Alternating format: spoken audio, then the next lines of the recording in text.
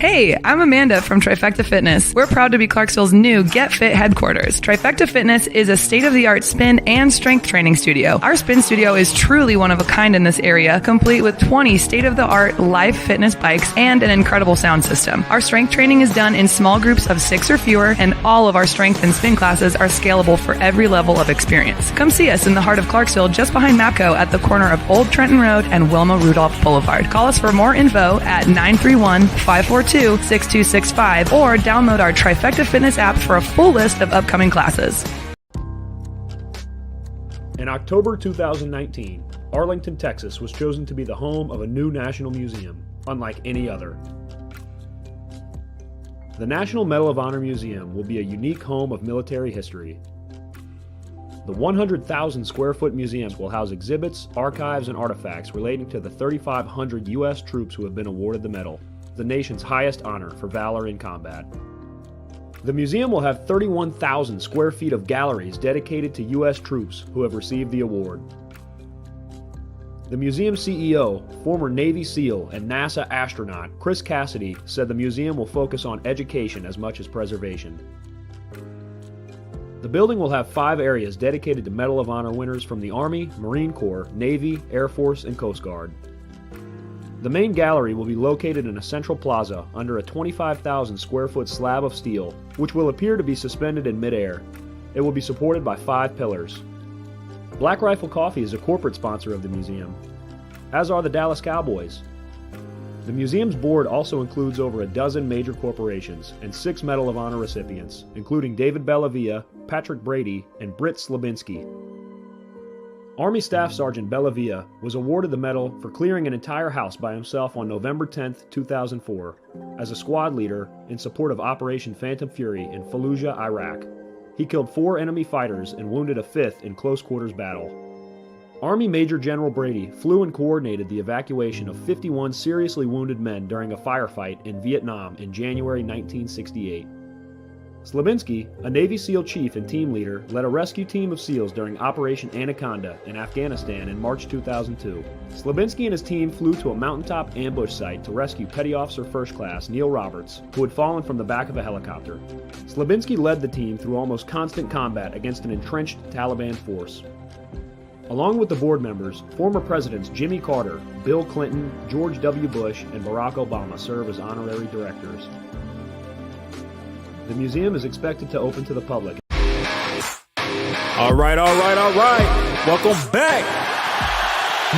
Misfit Nation. The Misfit Nation Show. We are a show founded by a veteran and hosted by 2 veterans and a military spouse. Our mission is to get people to tell their stories to the world. If you're an author, share your tips with the Misfit Nation. If you're a musician or an actor, our audience needs to know how they too can get into the business. Coaches, we love our coaches. Come on and share your tips with the Misfit Nation to help them become better versions of themselves. If you are a corporate leader or an entrepreneur, come on and show how you did it and how hard you have fought for success. If you are a veteran, first responder, or Gold Star family, we would love to have you come on and share your story with the Misfit Nation. We always have time for you. If you're feeling down, alone, or starting to see the darkness, stop. Think about those who are around you. You are not alone. You will be missed. If you feel like your problems will be a burden to those in your inner circle or feel embarrassed, dial 988. If you are a veteran, take option 1. We need you to keep pushing forward. Don't make a permanent solution to a temporary problem. If you are a new listener, welcome to the Misfit Nation Show. Be sure to subscribe to our show on your favorite podcast app. Also on our YouTube channel at @the_Misfit Nation. Subscribe and click the bell to keep you up to date on our latest episodes and all of our news. You can also find us on Heroes Media Group and About Face Radio. Now, let's get to the show!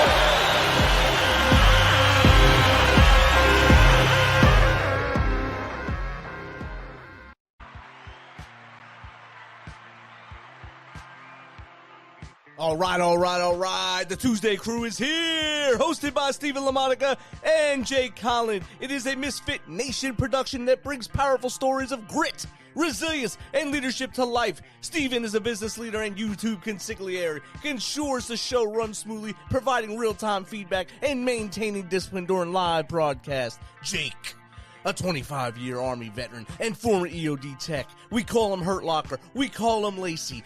Offers deep insights from his extensive service, which includes multiple combat deployments and VIP missions around the globe. Together, they welcome guests from diverse backgrounds to share their journeys, inspiring listeners with stories of overcoming adversity and leading with purpose. Whether you're tuning in for the insightful discussions, or to enjoy Steven's passion for NASCAR, or Jake's anecdotes from his farm in Kentucky, the ToosDay Crue delivers a unique blend of entertainment and inspiration every week. So sit back, relax, and enjoy the ToosDay Crue!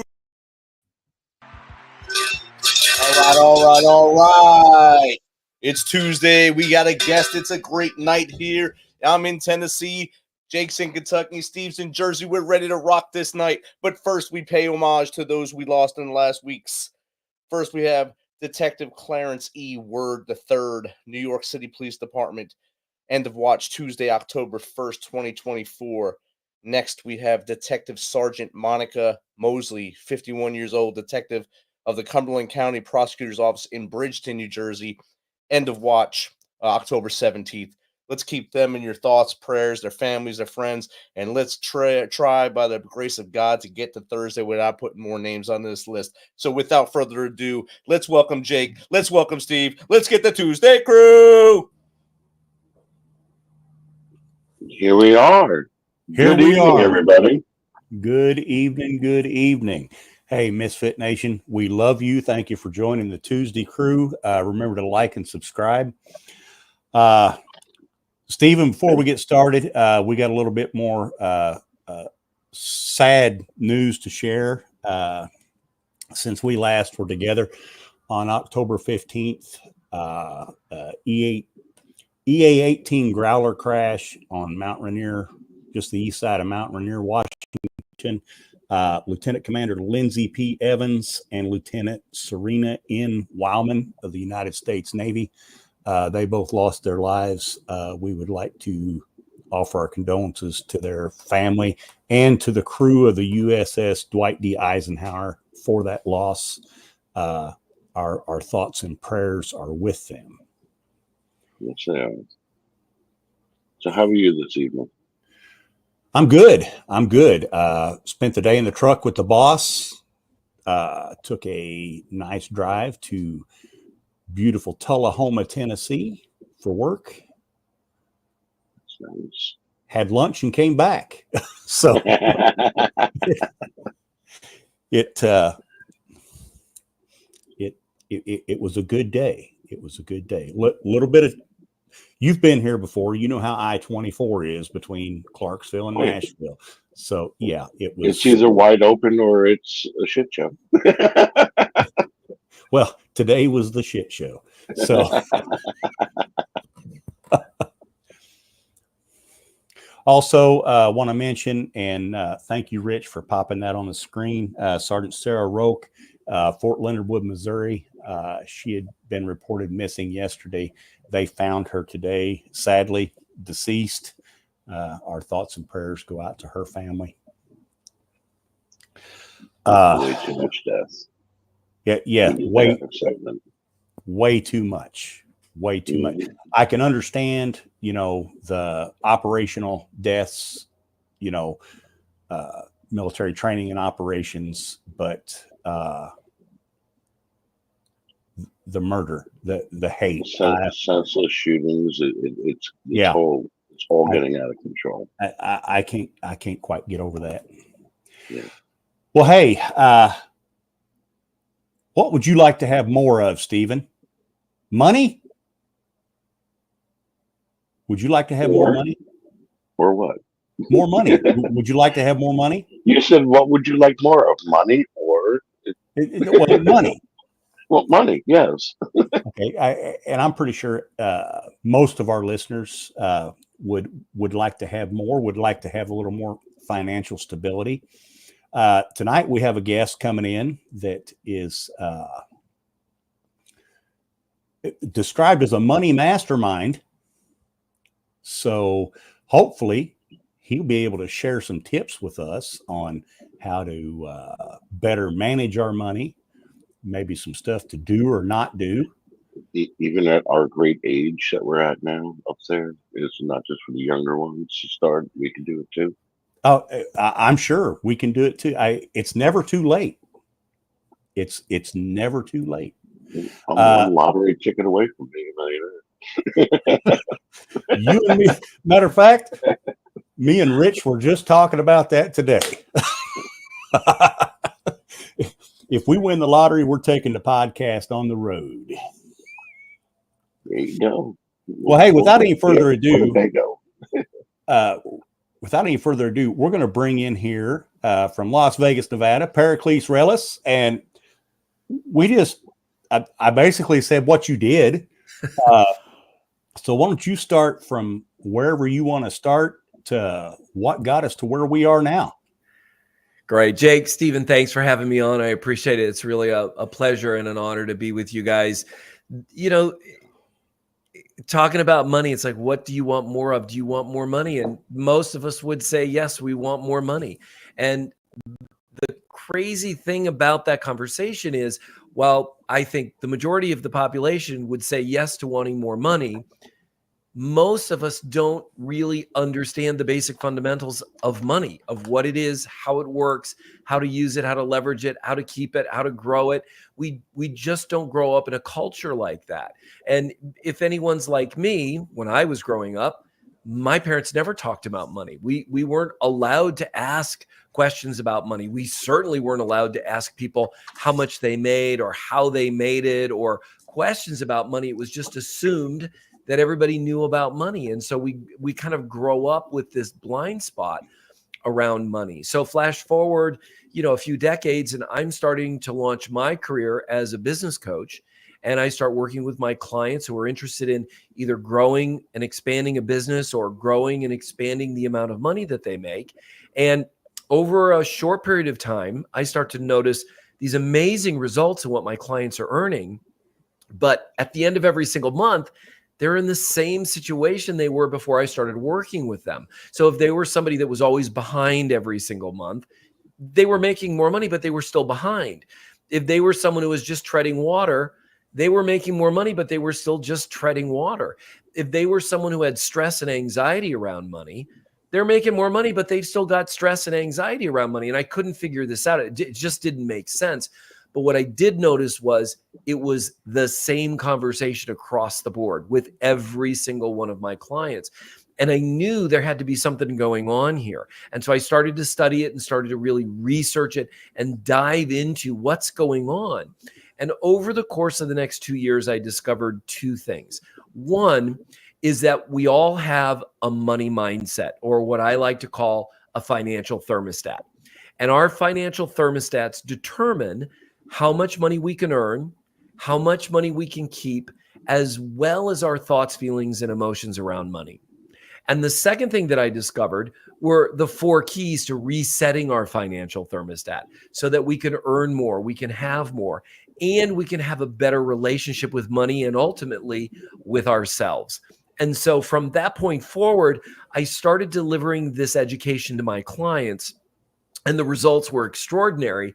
And then within the next 5 years or so, I really shifted my focus from just being a business coach to being a money mindset coach. So that's what I've been doing for the last 25 years. And that's kind of how we all got to be here today. All right. That's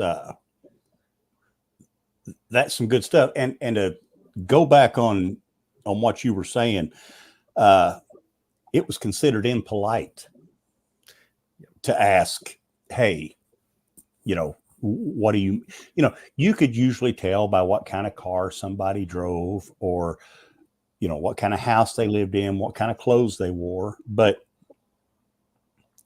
you didn't know, you just thought, you're a kid, you thinking, oh, they got a lot of money. You didn't know that, well, you know what? They might have X amount of debt because of all that. Right. You know, and that's just one of those things. And still, you really don't know, but you can kind of tell, you know, people who have it and people who pretend like they have it. Well, and nowadays it's even worse because we live in a culture. It's kind of that Instagram culture where everybody wants to look like the part. And there are a lot of people in our culture, there are a lot of people that want to look like they have a lot of money when in fact they don't have a lot of money. And looking like they have money is more important to them than actually having the money. So, you know, if we start to peel back all the layers, the fancy clothes and the jewelry and the Instagram pictures and the cars, we actually find exactly what you're talking about. We find people who are living well beyond their means, who are accumulating growing debt rather than building the kind of wealth that they want. So it becomes more important to look the part than it actually is to have the wealth that they want people to think they have. And the conversations that I have and the education that I provide is all about people having the kind of wealth that they want. And what I find is when we actually start to have the kind of wealth that we want, several things happen. One, all those superficial things start to disappear. It's no longer important what we look like. We don't care what other people think about us. We care about the content of our character. We care about, are we living a life that's true to who we are? And are we behaving in a way that's consistent with that? Are we treating others the way we want to be treated? Are we behaving in a way that elevates people? Or are we more interested in just that superficial, I've got money? And so that's one of the reasons I do the work that I do and enjoy it so much, is I get to see who people, I don't want to say become because they're already that. Money magnifies who we already are. So money isn't evil. Money isn't good. It just magnifies or amplifies who we already are. And for most of the people that I work with, they find that there are these really amazing traits about themselves that they allow money to magnify. Now, there are some people where they allow the negative parts of their personalities to get magnified, but that's not who I'm talking about. I'm really talking about people who want to do good in the world, want to be good in the world, and want to have amazing lives. Okay. All right. Can you touch a little more on the financial thermostat? Yes, absolutely. I use the word thermostat simply because it's a name we can all relate to. You know, we've all worked with a thermostat at some point in our lives, and usually all the time, every day. You know, right now I'm in a season in Vegas where it's starting to get colder at night and it's still a little warm during the day. And I have my thermostat in my office set at a certain temperature. And that thermostat has one singular job: to maintain stasis, to maintain the room temperature at whatever temperature it is. So if it's 72 degrees and we open up the window and it's 100 degrees outside and all that hot air comes flowing in, thermostat just kicks on the AC and brings that room back down to 72. And the inverse is true as well. Really cold outside, we're going to turn on the heat and it's going to get it warm. Our financial thermostats are designed to do the exact same thing with money. When we have a financial thermostat setting of a certain amount of money, even if we're fortunate enough to make a lot more money than that, that thermostat will kick on and it will start disappearing that money. We see it all the time. We can see professional athletes who've made tens of millions, if not hundreds of millions of dollars in the course of their careers. They retire and they go bankrupt within 5 years, within 7 years. It's because their financial thermostats were not set at the level it needs to be set to manage that kind of money. You were talking about the lottery earlier and taking the podcast on the road if you win the lottery, right?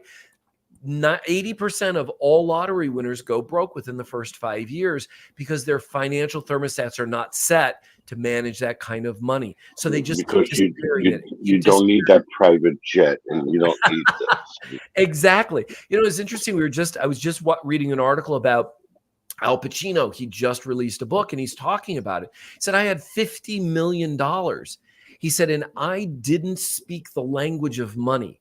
I didn't understand the language of money. He's referring to his financial thermostat, not that distinction, but he's referring to it in the same way. He doesn't understand how money worked. And so he just kept disappearing it and disappearing it and disappearing it until he was about to go broke. And he said, I had to take movies just to pay the bills. That's an extraordinary thing for somebody to acknowledge. And I really give him such props for doing that, because not everybody wants to admit that we've made mistakes around money simply because we didn't understand it. So let's go back to the financial thermostat, if I can, for a moment. The financial thermostat is all about money and how it flows. So money is a currency. And like any current, it flows like a current. It flows like electricity would flow, or water would flow, or air would flow. It has a distinct way in which it flows, in that it flows in a circle. So money flows to us, through us, and away from us, and then back around to us, through us, and away from us, with a reservoir on the side that we get to keep. Now, because it flows in this circular pattern, blocks anywhere in that flow are blocks everywhere in that flow.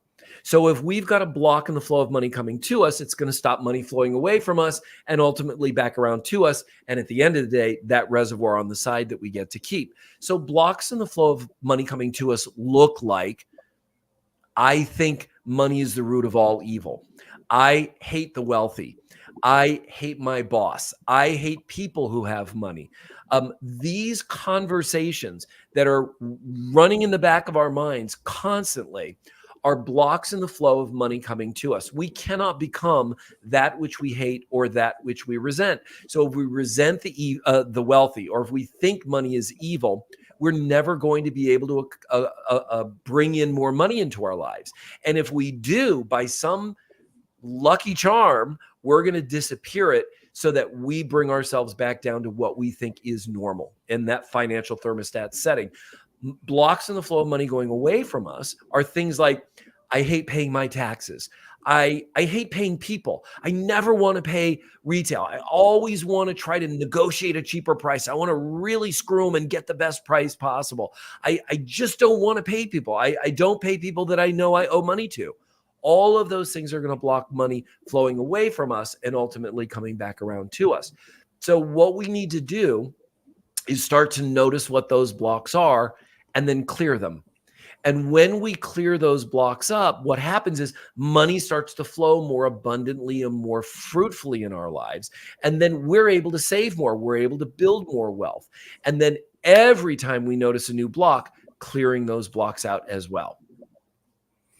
Well, I think a lot, yes, you can teach in this, but it has to start when you're younger, because in the 90s, early 90s, I worked at Home Depot. And Home Depot in the 90s, you get stock, they were splitting 3 for 1, 5 for 1, and they were giving me stock. I was buying stock, and I was using it as a savings account. I'm like, oh, I want to go on vacation. I cashed in the stock, went on vacation. It was just money that was there that I didn't, really care about. If I was smart and I kept it there, I'd have a bundle of money right now. But I was a stupid freaking kid, and I'm like, oh, look, I got all this sitting here. Let me just go cash this, and I can go do this. And I got rid of money, and then all of a sudden, where the hell did it all go? It's something that needs to be trained sooner than later. I'm 55 now. We have somebody asking a question that's in their 50s, how do they salvage their retirement by 60? Is there a way to do that? This is I think this is something great that you're bringing up, Stephen, because you bring up two things that I want to point out. One is, you can teach an old dog new tricks. The majority of the people that I work with over the years are people who are older. Many of them come to me saying, you know what, I figured out everything in my life. I've got everything sorted except this, and I want to sort this before I retire. And they come in, they reset their financial thermostats, they get a whole new relationship with money and themselves, and suddenly life looks completely different. But you're also right in that we live in a world where oftentimes we have generational financial thermostats. So we have mothers and fathers passing on their negative financial thermostats to their children, and then their children perpetuate that and pass it on to their children, and so on and so forth. And at some point, we do want to break that cycle, and we want to start resetting our children's financial thermostats at an early age so they just grow up in these conversations of money is abundant. Money always shows up in my life. Money is great. Money allows me to do the things that I want to do, rather than some of those negative conversations of money doesn't grow on trees. You have to work really hard to make money. You only get money if you're lucky or if you're evil. All of those negative conversations, if we clear those out, we can start to see our children growing up in a conversation of wealth and prosperity versus something different. Okay, Anya, on Google Chat, I hope that answered your question. If it didn't, you can chime in again. I didn't see the whole question. I caught almost all of it, but I was just trying to read it. I'm nearing 50 and constantly lived to work until a few years ago. How can I salvage a safe retirement by 65 years old? This is a great question, Anya. Thank you for asking it. And without knowing all the particulars of your situation, what I will say is start to look at what are the negative conversations you have about money. I'll never have enough. It'll never work out for me. I'm not smart enough. I'm not whatever enough. I'm just throwing things out, not knowing you at all. These are just things that I've dealt with before and seen before. But look to see what are the negative conversations you have around money. And then notice those negative conversations. And then I'm going to give you a 3-step process. It's very simple and really easy to apply. Notice the conversation, acknowledge it, and own it. Just like, okay, yeah, there's that conversation. I think money's the root of all evil. That's what I was taught my whole life. I believed that my whole life, and I see that it's holding me back. Own it. Second, let it go and give it up. Say it out loud. I give up that conversation. That's no longer mine. I'm handing that over. I'm handing it over to God. I'm handing it over to the universe. I'm handing it over to the U.S. military. I don't care who you give it to. Give it up and let it go. Surrender it to someone or something else. And then in that space, when you feel this sense of like, wow, I really feel a little sense of release or relief around that, then declare, what is money for you now? Money is abundant and prosperous in my life. Money comes to me every single day, easily and effortlessly. Create some new declaration around what money is for you, and then write it down and say it over and over and over every day of your life. That little shift will alter and shift the trajectory of your life forever and ever. And you will turn around and look back in a week, in a month, in 6 months, in a year, and you will see that things are different for you around money. And by 65, you'll have a completely different relationship to money, and money will be in your life far more abundantly than it is right now. Okay. We got another question coming in from your Toe Online 3 on X. He says, I've heard people say you can't get buried with money. Is that a good mindset? This is a great question. And yeah, I've heard that you can't get buried with it. Well, you could get buried with your money, but the bottom line is you're not taking it with you, right? It's just going to get wasted in that hole. And this is another great thing that we want to look at in our lives, is finding that balance. I know a lot of people who live their lives and they're saving and they never spend on anything because they want to make sure they have enough for when they retire. They live their whole lives terrified of not having enough money when they retire. And then they retire, and guess what happens? They think, well, I'm not bringing in any more money. I'm not earning any more money, so I can't spend any more money. So they live their whole lives never enjoying what money can provide for them. So find that balance for yourself. Look to see, what is it you want money for? How much do you want for each one of those things? And then start flowing money in those directions. And then when you get to that place where you've earned the money that you want to earn, and you've got the money saved for all the things that you want, then allow yourselves to enjoy that money, both in the present, in the short term, and in the long term. So you don't want to live a life of austerity and never really enjoy the pleasures of life and just work. Because the bottom line is, God forbid, you could get hit by a bus tomorrow and you've missed out on the opportunity to really enjoy life. Now, that doesn't mean that you're just going to go spend it all and get crazy and hope that something will turn up tomorrow. Find that balance for yourself. And the balance is different for everyone. Your balance is not the same balance as someone else, as me, as Jake, as Stephen. Find what that balance is for yourself. Find the joy and happiness in it and allow yourself to experience that. Because at the end of the day, that's what's most important. Are you living a joyous life right now? Are you experiencing life to its fullest? Okay. Along that same line, my grandfather had a theory. He said that the last check that you should write should be to the undertaker and it should bounce. I love that. It's really great. And I think, there are a lot of people that live that way. And I think it's awesome if that's what you want to do. If you want to go out like at a zero-sum game where you've spent it all, where there's nothing left over because it's your life and you want to live it that way, great, then do that. Like live it to the fullest. And if that's not who you are, if you're somebody who wants to save money and leave a legacy behind for friends or for family or whoever, then live that life. Find the right answer for you, because there is no one answer for everyone. Any coach that says to you, I have the right answer for everyone, run. You want to turn tail and run, because there is no one answer for everyone. There is only the right answer for you. And a great coach will find the right answer for each person that they're working with inside of the context of the type of work that they do. All right. Excuse me for a second. Somebody forgot to plug in my laptop.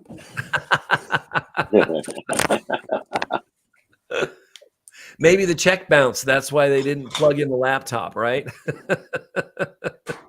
That's what it was.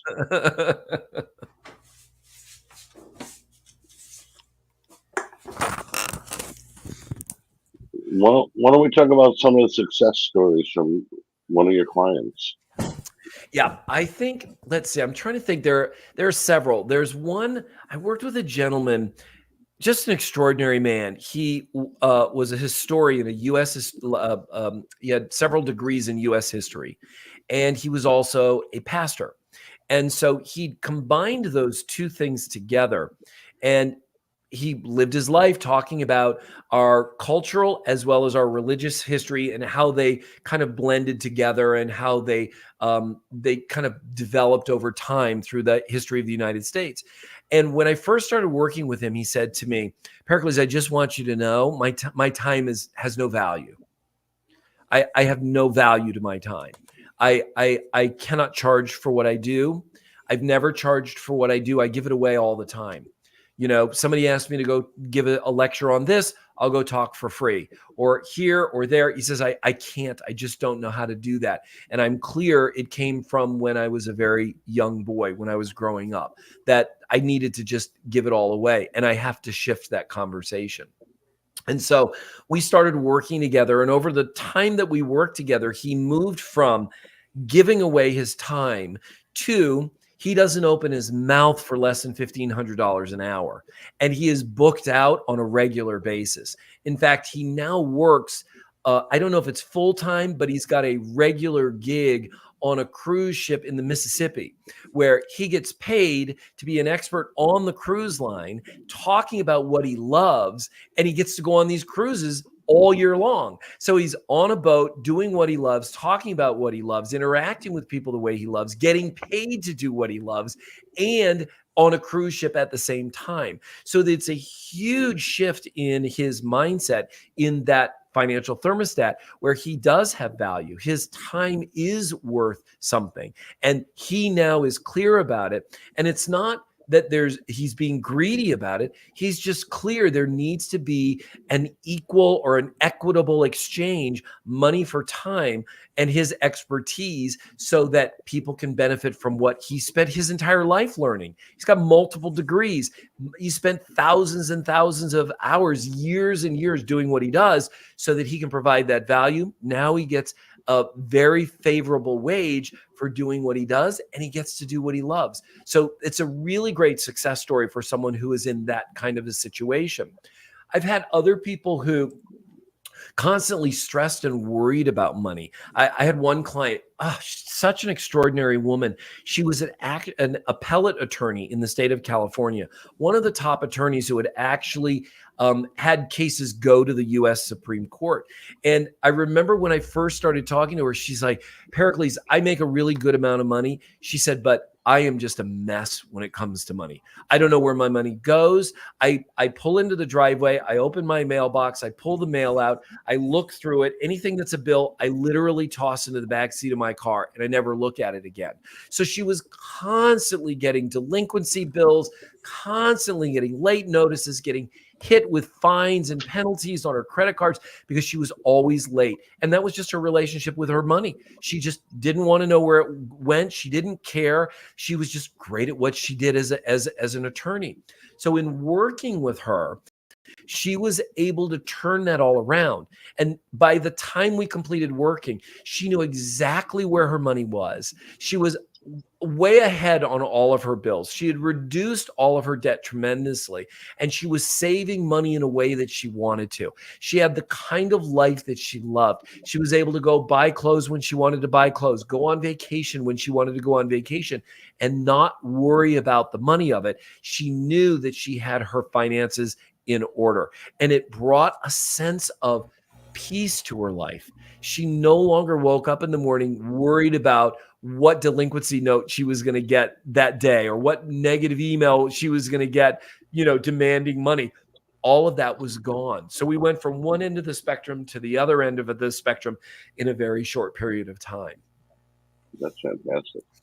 Yeah, that's pretty awesome. And you talk about the money that's for you and saving money and everything. My other grandparents, my father's parents, their biggest fear in life. Now, they never owned a car. They didn't have much. Their biggest fear in life when they was saving money was that the county would have to bury them when they died. That was their motivation for saving money. They always paid all the bills and everything, but they always had to have X amount to take care of everything final because they did not want that to happen. Yep. I remember my mom and dad, both of my grandparents on both sides of my family, my mom and dad's side, were immigrants. My dad's side were Greek immigrants, and my mom's side were French Canadian immigrants. And I remember my mom saying that to me at one. It was my mom or dad, I can't remember. That somebody died so poor that they ended up being buried in a pine box, and that was just for people of that age, that era. That was one of the worst things that could happen to them. Now, imagine, and I don't mean to diminish your grandparents at all. I'm sure they were amazing people, and they did what my grandparents did. They did what needed to be done in order to make a better life for themselves and for their kids and their grandkids. And they're extraordinary when we think about the lineage and the lives that people lived to allow us to live the lives that we lived. It's just extraordinary. But imagine living your life in that kind of fear. Yes. I don't want the county to have to bury me. I don't want to be buried in a pine box and be driven by fear in order to, we got a great outcome. They saved money and they were saving money. But imagine being able to do the same thing, but doing that from a place of joy and happiness, a place of fulfillment versus a place of fear. That's the kind of work that's the kind of place I want everyone to be, is really creating the kind of life that they want to live without there being that fear, that anxiety, that concern, where we never worry about money anymore. Money becomes an ally rather than an adversary, or worse, something evil, right? What if we had a relationship with money that empowered us? What if we had a relationship with money where we loved every moment of it? I have this distinction around money, or a correlation, I should say. It's not a distinction. Imagine that money is the same as a significant other. If we look at the way we treat money, the way we think about and interact with money, if we treated our significant other the same way, they'd be out of here faster than you could say, I'm gone. Think about it. It's never enough. It's never around when we want it. We expect it to be there when we need it, when we want it. When we go out and buy something with it, we never are grateful for it. We never appreciate it. We just stop thinking about it until the next time we need it. Well, we can't be in a healthy relationship like that. And if we treated our significant other that way, they'd be gone in a heartbeat. But what if we treated money the way we ought to treat our relationships? What if we cherished them every time they walked into the room? What if we were constantly preoccupied with, how can I improve my relationship with them? How can I improve and make better my relationship with money? How can I enhance the experience? How can I honor and cherish it every time it's around me? You relate to your significant other that way. Oh my gosh, they're going to be talking about you forever and with everyone. I've got the best man in the world. You want to relate to money in the same way, because money as an energy will want to be around you, and your relationship, how you relate to it, will shift as well. I know I got off on a sidetrack on that, but it was one that just came up for me. That's fine. Hey, That's right. I want to take you off track a second. You mentioned earlier about it being colder by you this morning. What do you consider cold? Oh. Well, Because I was born and raised in Los Angeles, where we have no seasons, and now I live in Las Vegas, where we have desert seasons. So at night, when it gets really, really cold in the desert at night, and then it warms up during the day. But for me, when it gets into 68, that's when I start breaking out my coats, my sweaters. because So I woke I'm up a this real morning. I woke up this morning. It was 49 degrees. I threw shorts and a t-shirt on and started my day. But here in Jersey, it starts that way, and like midday was 80 degrees. But still, I was trying to figure out where your cold was, because my 49, cold I is was shorts and a t-shirt. upper 60s. Yeah, I had a friend who lived in Montana, and it used to get sub-zero, and he never wore anything but shorts.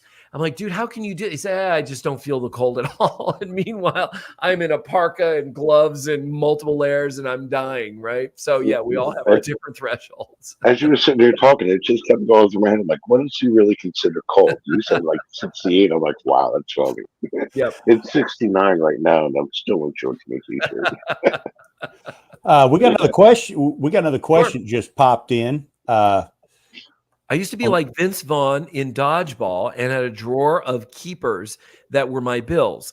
It took me to the brink of bankruptcy and jail to realize keepers are not the best thing. Has anyone climbed back from a situation like mine in your client pool? Okay, so I want to make sure I understand the question. I did see dodgeball a while ago, but keepers, meaning, if I recall, Vince Vaughn in dodgeball was always giving things away. He was always, if somebody had a hardship, he was always, yep, come on in. And so he wasn't bringing in the kind of money that he should have been bringing in, given he was running a business. If that's the context of what you're talking about here, Mike, Mike 35, lost on Google, it's, I think, a very similar conversation from my first client that I was talking about, somebody who really didn't see the value of his time. Now, in one of my early conversations with him, he was able to distinguish that right away, that he didn't see that his time had any value. So for you, Mike, it may be something similar to that. It may be slightly different. And again, not knowing your situation specifically, and just from your question, I would ask you to look to see, when you're thinking about money, specifically in your situation, when you're thinking about someone paying you for your goods or services or your time, what is the predominant conversation that shows up in the back of your mind? For some people, it will be something like, you're not worth it. You're not smart enough. You're not good enough. You don't deserve this. Something in those areas. If you find that that's what's showing up for you, whenever it's time for you to say, hey, I did this service for you. This is what it costs. Please pay me, right? If there's some negative conversation that starts to show up, notice that conversation. And then use those 3 steps that I talked about earlier. Notice it and own it, let it go, and then create who you are around money now. And that could be as simple as, people pay me for my time. People see me for the value that I am. People love to pay me for what I do because it's worth it. I'm worth it. I'm worthy of it. Something like that. So those keepers, you want to let them go. And if they're keepers that people owe you on, maybe you want to look at going back to them and saying, you know what, I've been holding on to this keeper for a while, and I think it's time that we made this even. We brought this to conclusion, and I'd like you to pay me for it. Right? There are ways to do it that are great, and there are ways to do it that are not so great. But own your own self-worth, Mike. Own how much value you have and that you deserve it. And then let your actions go from there. Great question. Thank you for asking it. All right. So what's 3 things, just off the top of your head, and I think you've already touched on them, but I want you to, wait a minute. Got another question. All right. From Ucrash Sue on X. Been noticing many recent clients do not have even 6 months of savings in the bank. And when an accident occurs, they are on edge knowing they could be broke. How do we break that cycle? Yeah, this is a common thing for people. And I think there are several ways that we want to address this. First thing I want to say is, usually when we hear people talking about this, they're saying, create an emergency fund. You want to have an emergency fund. You want to have at least a certain amount of money in your emergency fund. Creating an emergency fund is the worst thing you can do. And I know that's counterintuitive, but let me explain my thinking about it. If you create an emergency fund, what are you going to have? An emergency. Emergencies. We are setting ourselves up for that which we want. We get what we focus on. Don't create emergency funds, folks. Create wealth funds. Create prosperity funds. That's what you want to be creating, because when you're building and creating wealth, when you're building and creating financial prosperity, you will have money for any unexpected expenses that may show up. So that's the first thing I want to say about that. Stop building emergency funds. Build wealth. Build prosperity. That's what you want to be doing. Now, how do we deal with this? Most people don't know what they're spending their money on. One of the first things I have all my clients do when they start working with me is, I want you to account for every single penny that you spend. And their eyes pop out of their head, and their hair flies out. They're like, what? I can't do that. Yeah, you need to do that, because if you want to be able to build wealth, you have to know where your money's flowing. You want to know where your money's coming from, and want to know where it's going. And most people have no idea for either of those. They really don't understand where their money's coming from or how much is coming to them, much less how much they're spending on all the things they're spending. So get a real grasp of what you're spending your money on and how much. Where is it going and how much are you spending? Take 1 month, go 1 month and document every penny. And then at the end of that month, go through and look at all the different categories. This is how much I spend on groceries. This is how much I spend on gas. This is how much I spend on blah, blah, blah, blah, blah, blah, blah. All of those things, cash included. A lot of us, we'll take our debit card now. We'll just tap, tap, tap, tap. We don't even pay attention. Starbucks here, coffee there, a donut there, lunch here. All of those things, you want to start tracking it. And at the end of the month, look to see how much you spent on all those different areas. And the number one thing that my clients say when they've done this exercise is, oh my God, I can't believe how much money I waste every month. I cannot believe how much money I've been spending on this, that, or the other. And I didn't even realize that I was spending that much money. In that moment, they've got power. And the power that they have is they can now choose where they're going to spend their money, what they're going to spend their money on, and how much they're going to spend in each one of those areas. That will give you the ability to then start saying, you know what? I am going to start building wealth. And every month, I'm not spending money on this anymore because I don't want to. I'm going to spend money on this anymore. I'm not, because I don't want to. It's stupid. I'm crazy for having done that. I'm now going to start flowing money into this short-term savings, into this long-term savings. I'm putting this amount into those two areas every single month. no matter what. And then you're going to look at all the other areas that you want to spend your money on. So those are the first two things that you want to do is one, don't create an emergency fund. And two, understand where your money is going. And then the next thing you want to do is really appreciate every single area that you are flowing money to. You know, a lot of people, they write the rent check or they write the mortgage check. I know we don't write checks anymore, but they're auto paid or auto deposit, whatever you're doing on those. And we resent it. We're annoyed by it. We hate paying that bill. Well, that's a block in the flow of money going away from you. That money is putting a roof over your head. That money is putting food on your table. All of the things that money is providing you, celebrate them and honor them and be grateful for it, because gratitude begets more gratitude. And when we celebrate and appreciate things, more of those things start to come into our lives. And then the last thing I would recommend that you do, start every single day in a space of gratitude. Open your eyes in the morning, put your hands on your heart, and think about the things in your life that you're grateful for. And if you're someone who's listening right now and you're thinking, well, I don't have anything to be grateful for, you want to shift that thought, because you have things to be grateful for. There are people in the world who go to bed every single night praying to have the life that you and I live right now. I don't care what situation you're in. They would trade places with us in a nanosecond, because the life that we get to live is, by their terms, we're living a life of luxury. So find the thing that you can be grateful for. Whether it's the person laying next to you, whether it's your dog, your cat, something else, whether it's the roof over your head, whether it's the fact that you opened your eyes and you have health and well-being today. You have the ability to express joy and happiness with someone else. Find something to be grateful for every single day. Start your day in that gratitude, and then build on that throughout your life. Every day, the more you're grateful for, the more things will come into your life for you to be grateful for. So those are the three things I would say. I was going to be the smart ass and say when you wake up, put your hand on your heart. I'm like, oh, good, it's actually beating today. So, and you know what? That's great. Be grateful. Be grateful for that. Absolutely, be grateful for that. You know, I talk to people all the time, and they're like, I'm like, how you doing? Well, I'm above ground.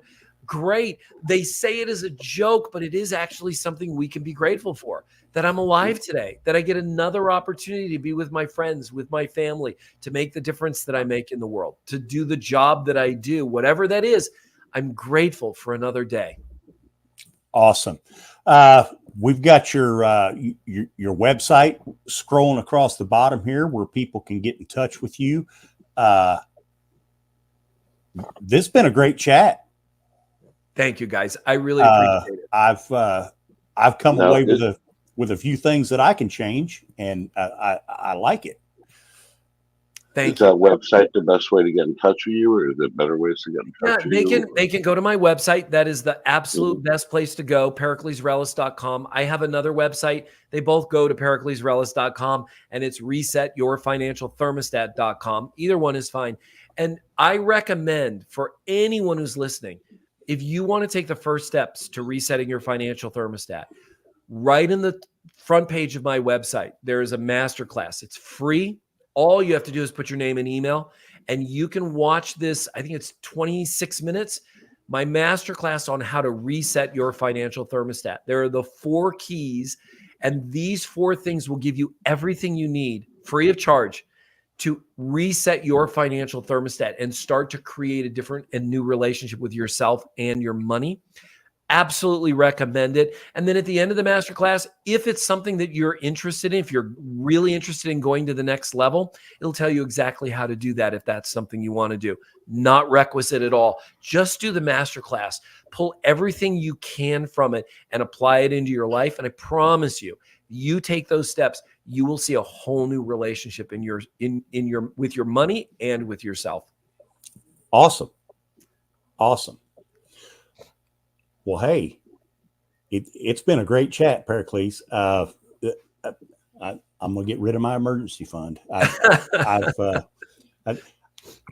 I've got what my mom and dad used to call mattress money. So yeah. And mattress money is totally fine. Look, you know what? If there is something, God forbid, catastrophic that occurs, and things occasionally happen, it is nice to have some cash lying around. You know, what if we have this, you know, I don't know, all of the electricity goes out for a period of time and people can't get to the bank to get money. It's nice to have some money around in case we need it, so that we can go to the market or we can go to the store, we can do some exchange that way. So those kinds of things are great. We want to make sure that we're not focused on that. We don't want to focus on those catastrophes and disasters, but being prepared is always a great thing. Jake, Stephen, thank you so much for having me. I really appreciate it, guys. This is a great conversation. All right. Thank you for being here. Once we exit here, if you want to hang out in the green room for a couple seconds, we got some closing comments here. Misfit Nation, we love you. We hope you enjoyed the show. Remember to like and subscribe.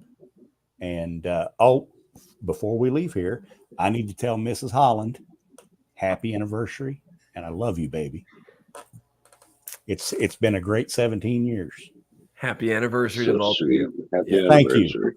Thank you. And we'll close the show. We'll see y'all next Tuesday. Have a good night, everybody. Thank you. This message is from the U.S. Department of Veterans Affairs. Did you serve in the military? If so, you can obtain a free lifetime pass to more than 2,000 federal recreation sites. These sites are located across more than 400 million acres of public lands, including national parks, wildlife refuges, and forests. The lands host activities to fit any lifestyle: hiking, biking, fishing, camping, and much more. Gold Star families are also eligible for these free lifetime passes. Plus, they cover entrance fees for a driver and all passengers in a car, or up to 3 additional adults at sites that charge per person. Obtaining one is easy. Just go to the National Park Service website, nps.gov, or the National Park Service app.